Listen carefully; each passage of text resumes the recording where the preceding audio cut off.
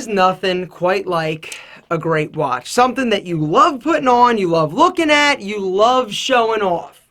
Even though most people don't even notice it. If you're a watch guy, you notice. Anyway, gentlemen, one of my favorite purchases of all times has got to be my Rolex Milgauss. I wanted this watch for like 10 years. It took me about 10 years to save up for it, and I bought it.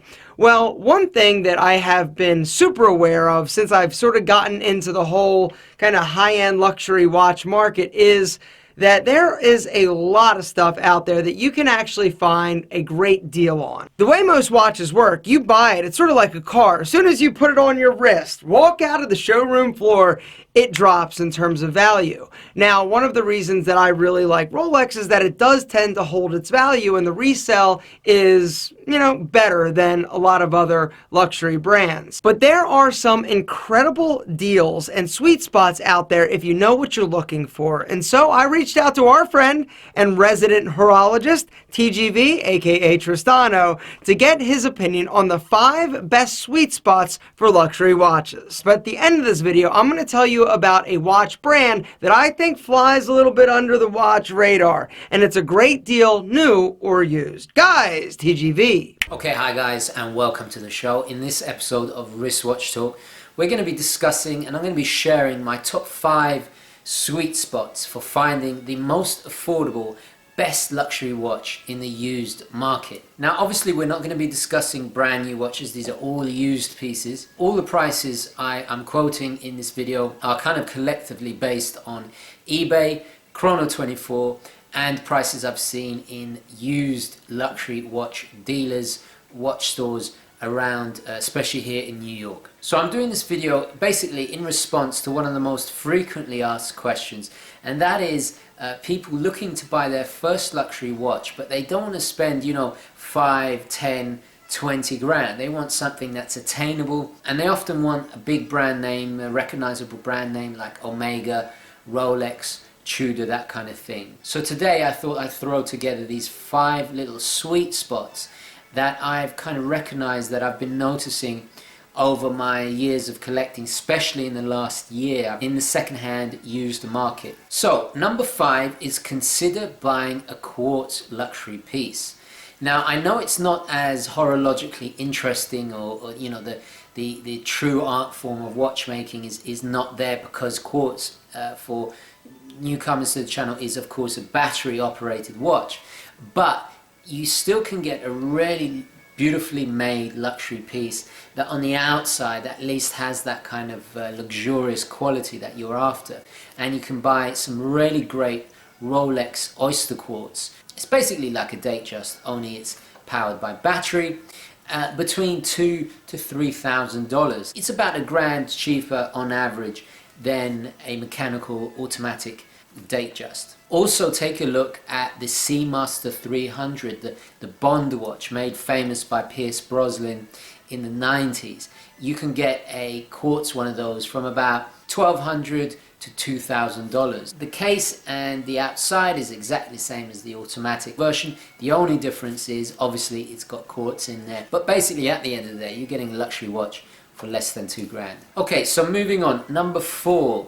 Now this I've noticed especially in the last few years, and in fact I think there was a very good article recently from Ariel Adams at Blog to Watch about the Japanese market. Now the Japanese market is something that I keep going back to, and it's mainly because the Japanese really have an eye for meticulous detail, and they're famous for it.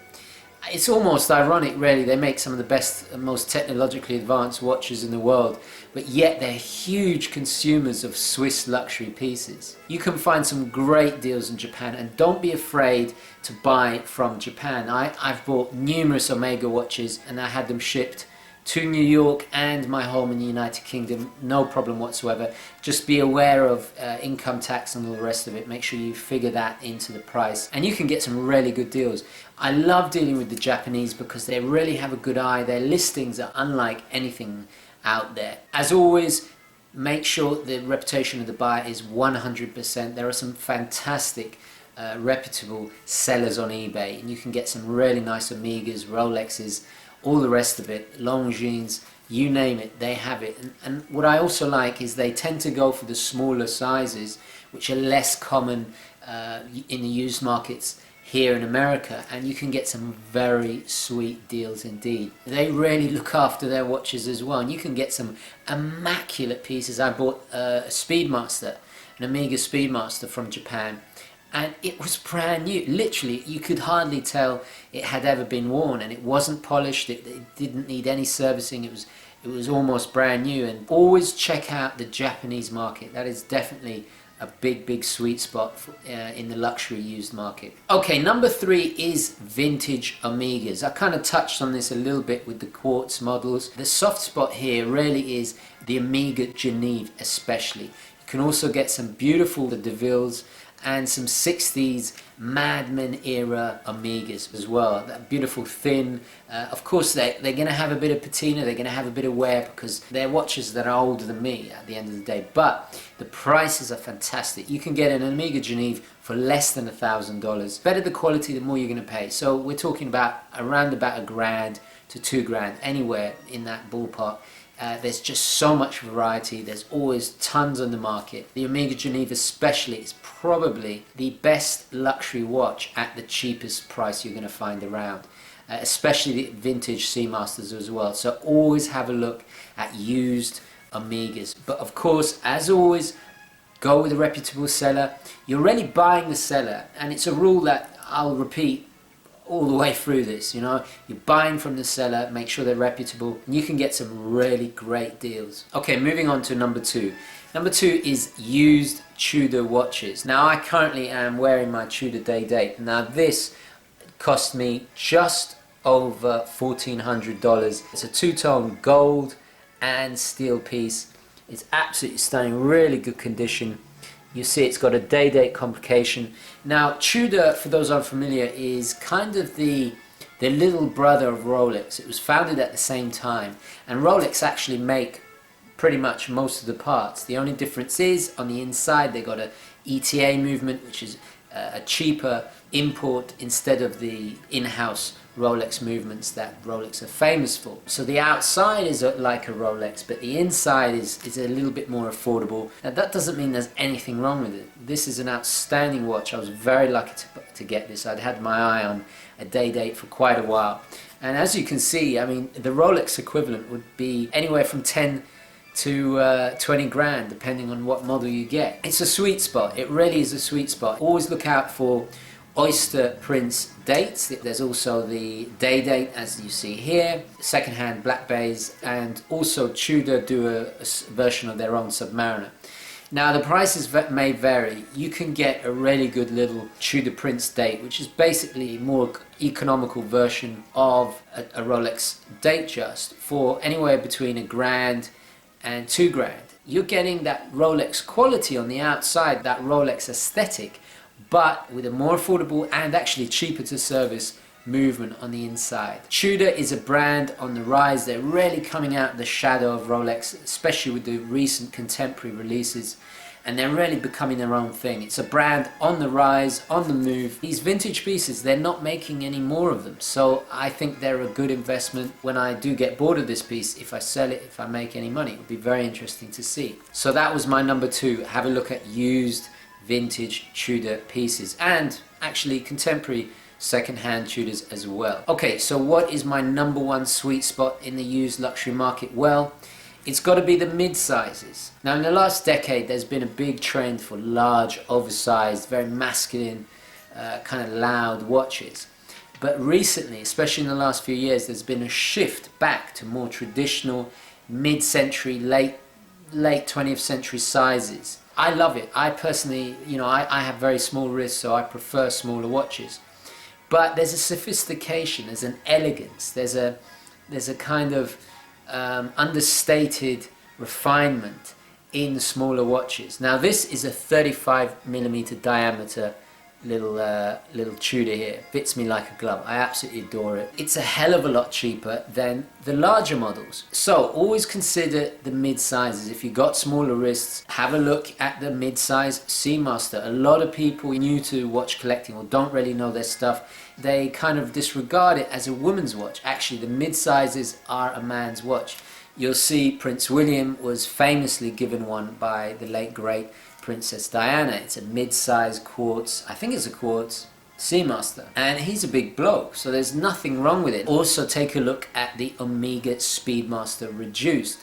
It's 38 millimeters, and you can combine it with my previous points. If you look at the Japanese markets, there's tons of mid-sized pieces because they tend to be a bigger consumer of the smaller pieces. Another one is Tudor Prince Dates, the 34 millimeter version. Don't be afraid to look at 34 millimeter.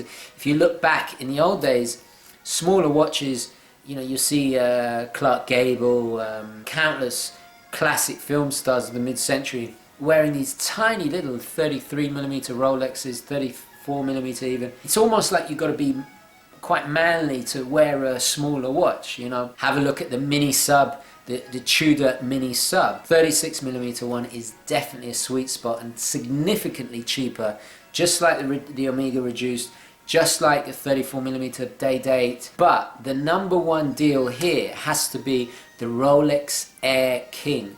Now you can get these for less than $2,000, far cheaper than a Rolex Datejust. Well, you can find some older Rolex Datejust for under 2,000, but they're going to be kind of beaten up and they're not going to be as nice as an Air King.